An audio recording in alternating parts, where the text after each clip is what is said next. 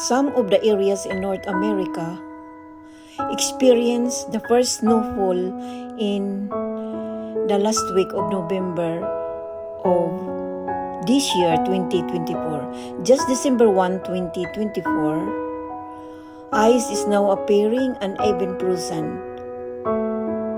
Although winter starts on December 21, 2024, and ends on March 2025 according to BBC.com. However, in some areas, it started earlier in the first week of December 2024. With so much excitement, the feeling of the heart, curiosity of the mind, what that white crystal really is it real or just the work of art of nature to attract the onlookers, or the work of art of the photographers to amaze and attract the eyes of the nature lovers and the newscasters too,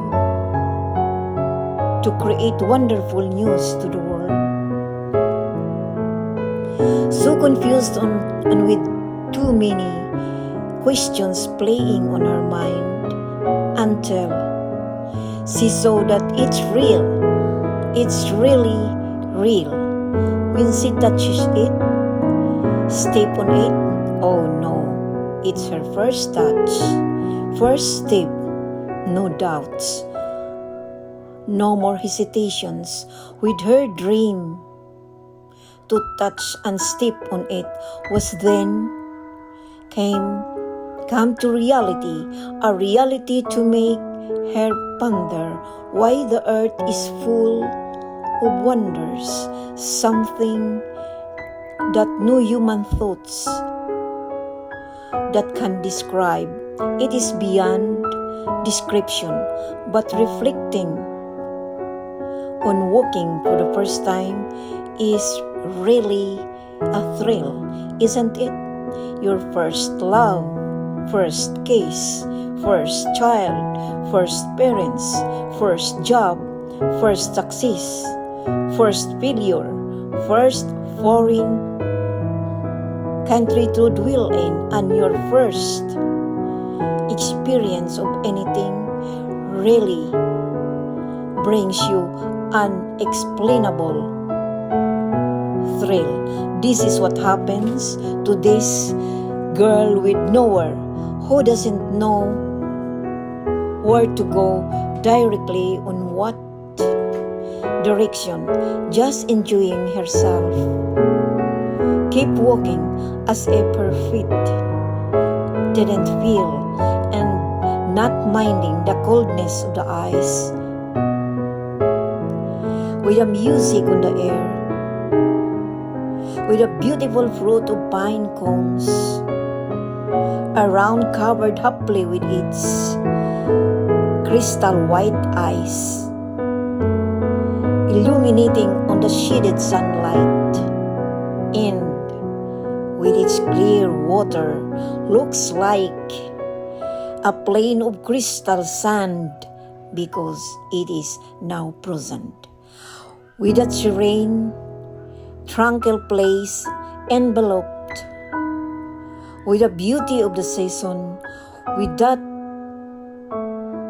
faded white blue sky shadowing her entire being, she is now walking in reality of facts, of physical things around her. No more imagination or wandering thoughts, forgetting for a while the nostalgic memories where she missed in her motherland, her parents, relatives, and friends. Marching alone, decadence in a world of uncertainty and full of challenges. To discover, achieve, measure, and taste herself with great hope in her mind and heart of what humanity needs today and really what purpose God has brought her in this world full of life's mystery. However, while venturing her life ahead, she is not alone. God always there to rescue her, pulling her up when she falls down the cliff and carrying her when she stumbled the rocky and thorny road and raising her up to the zenith in a mountain of success when the right time comes.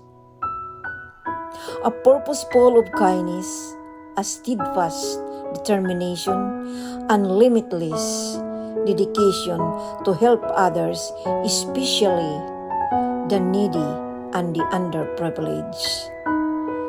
God is always at her side. In my solemn prayer, in my heart and soul I pray, whatever happens, always cling to God. Never detach yourself from Him, even in a single second, in achieving this, be ready to sacrifice everything. Stay strong and courageous in all your ways. The pattern is work hard with a persistent prayer and sacrifice first before success or triumph. Stay the way you are. God would always bless with a kind and contrite heart. Remember that everything you do, think not of yourself but of God.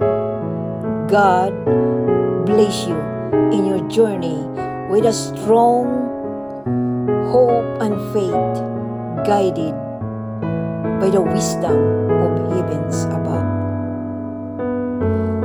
Thank you for watching. God bless us all.